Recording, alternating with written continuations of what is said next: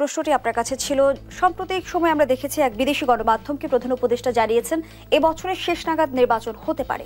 কিন্তু আমরা যদি বাস্তবতা তুলে ধরে দেখছি যে একটি পক্ষ মনে করছে দ্রুত নির্বাচন হলে তারা বেনিফিশিয়ারি হবে, আবার অন্য একটি পক্ষ ভাবছে যে নির্বাচন বিলম্বিত হলে তারা বেনিফিশিয়ারি হবে। সমন্বয়টা কিভাবে হবে? আসলে প্রশ্নটা বেনিফিশিয়ারি এভাবে না ভাবাই উচিত। নির্বাচনের মধ্য দিয়ে কি হয়?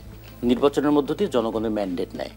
জনগণের ম্যান্ডেট অনুযায়ী একটা দল সে ক্ষমতায় থেকে রাষ্ট্র পরিচালনা করে, তার মানে সে রাষ্ট্র পরিচালনার দায়িত্ব নেয়। এখন রাষ্ট্র পরিচালনার দায়িত্ব এবং লুণ্ঠন কি একাকার? অনেকে মনে করে যে ক্ষমতায় গেলেই বোধহয় লুটপাট করা যায়, এই জন্য তারা বেনিফিশিয়ারি শব্দটা ইউজ করে। কিন্তু আসলে এটা বেনিফিশিয়ারি না, তো এটা রেসপন্সিবিলিটি। যে একটা দল নির্বাচিত হয়েছে মানে জনগণ তাকে সমর্থন দিয়েছে, এখন বলেছে তুমি 5 বছর দেশটা পরিচালনা করো, আমরা চাই তোমার মধ্য দিয়ে আমাদের আশা আকাঙ্ক্ষা পূরণ হবে। যদি না হয় আগামী নির্বাচনে তোমাকে আবার আমাদেরকে ফেস করতে হবে।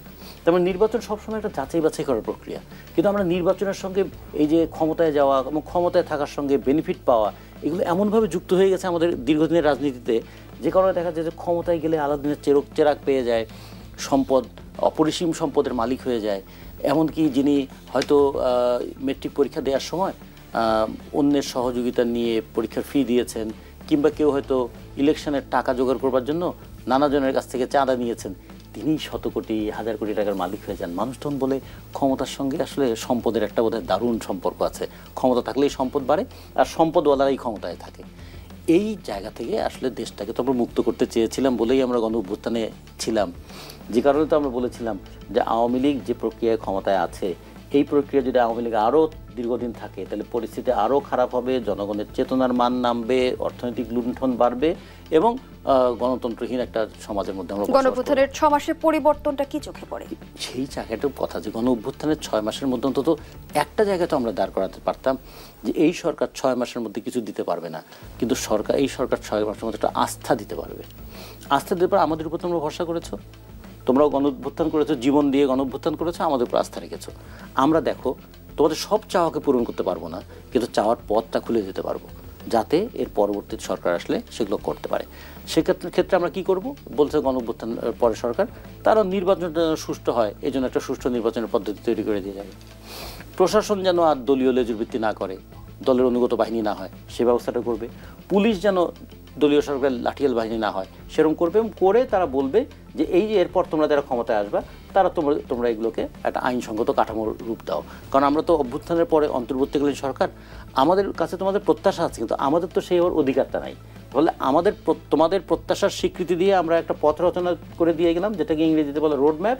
এই রোড ম্যাপে তোমরা গাড়িটা চালাবে যাতে তোমরা ডেস্টিনেশনে যেতে পারো। কিন্তু আমরা শুরুতেই দেখলাম এমন একদল প্রবণতা তৈরি হলো, বিরাজনীতিকরণ প্রক্রিয়া। রাজনৈতিক দলগুলো কিচ্ছু করেনি, রাজনৈতিক দলগুলো শুধু দেশের ক্ষতি করে, এবং এমন একজন উপদেষ্টা তো বলেই ফেললেন যে প্রত্যেকটা রাজনৈতিক দলের মধ্যেই ফ্যাসিজম লুকিয়ে আছে। তাহলে এগুলো বলার মধ্য দিয়ে কী হলো যে অন্তর্বর্তীকালীন সরকার এবং দেশের রাজনৈতিক দলগুলো তাদের মধ্যে একটা প্রচণ্ড মতপার্থক্য, শুধু না মতবিরোধের জায়গা তৈরি হলো। আমরা বললাম এটা ঠিক ছিল না, এটা ঠিক নয়। এবং সাম্প্রতিক সময় আমরা দেখলাম যে সরকারের নিরপেক্ষতা নিয়েও প্রশ্ন উঠছে। ফলে যদি ক্ষমতায় যিনি থাকবেন তিনিই যদি নির্বাচন পরিচালনা করেন তাহলে কি দাঁড়াবে?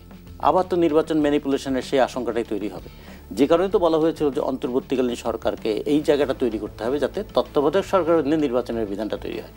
এখন যারা উপদেষ্টা আছেন তারাই যদি দল গঠন করেন এবং তারা দল গঠন করে যদি আবার নির্বাচনে অংশগ্রহণ করেন, তখন তো প্রশ্নটা উঠতেই পারে যে আপনি সরকারে থেকে যদি নির্বাচন করেন তাহলে নির্বাচন কি প্রভাবিত হওয়ার ঝুঁকির মধ্যে থাকে না?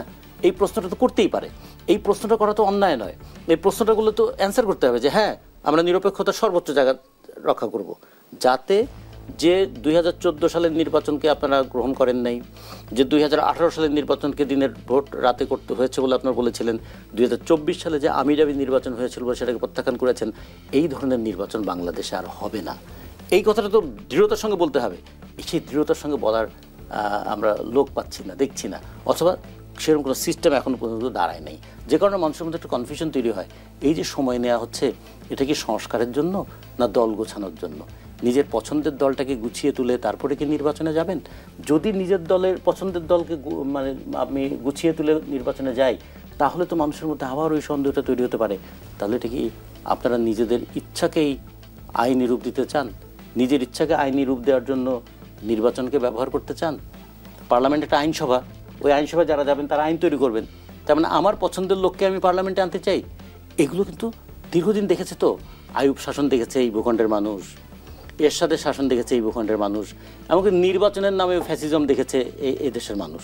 ফলে মানুষ কিন্তু অনেকটা ঘরপড়া গরুর মতো, তারা কিন্তু নানা যখন ওই দিগন্তে লাল লাল আভা দেখলেই সে কিন্তু আতঙ্ক বোধ করে, এটা কি আগুনের আভা নাকি সূর্যোদয়ের পূর্বাভাস। ধন্যবাদ জানাচ্ছি কমরেড রাজিকুজ্জামান রতন। সাইদ খান, এমন আশঙ্কার কথা কিন্তু বিএনপির ভারপ্রাপ্ত চেয়ারম্যান তারেক রহমানও বলেছে যে সংস্কারের কথা বলে ষড়যন্ত্র হচ্ছে কিনা দেখতে হবে।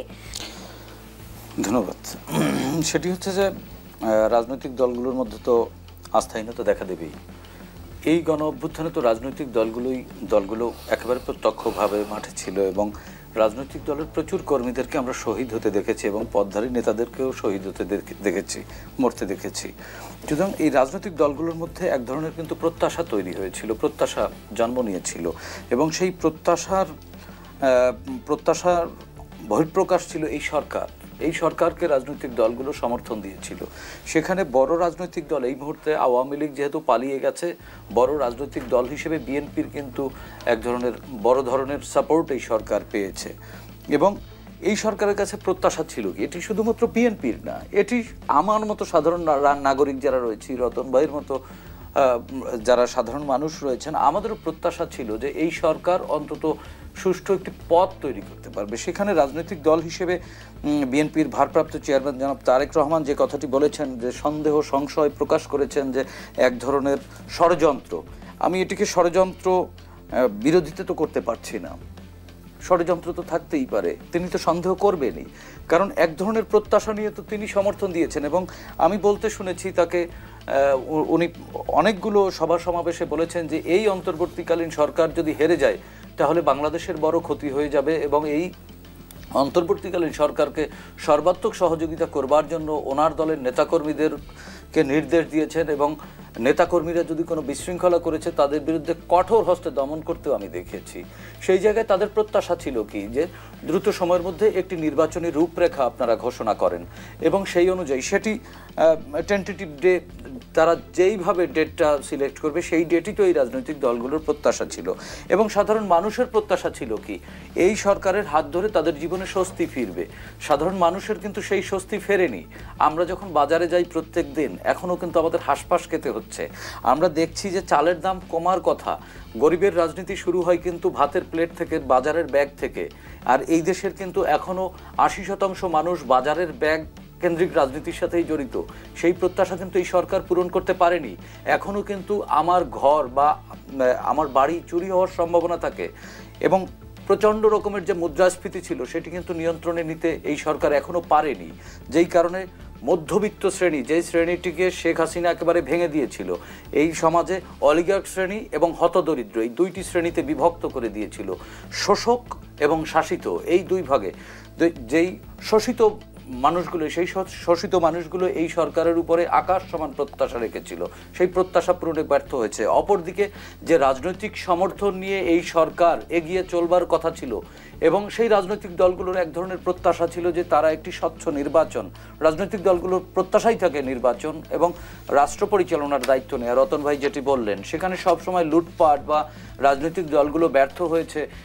রাজনৈতিক দলগুলো ব্যর্থ হয়নি তো, রাজনৈতিক দলগুলো একটি বাংলাদেশ তৈরি করেছে। 52-র ভাষা আন্দোলন কিন্তু এই রাজনীতির মধ্য থেকে, 69-এর গণ অভ্যুত্থান, 90-এর গণ অভ্যুত্থান, সর্বশেষ 24-এর গণ অভ্যুত্থান, সেটিও কিন্তু রাজনৈতিক দলগুলোরই সৃষ্টি করা প্ল্যাটফর্মের ফলাফল আমরা দেখছি। সুতরাং তারেক রহমান যদি ষড়যন্ত্র দেখেন, সেটি আপনি ষড়যন্ত্র না কি করে প্রমাণ করবেন? সেটি প্রমাণ করার জন্য হলেও তো আপনাদের উচিত একটি দ্রুত রোডম্যাপ ঘোষণা করা।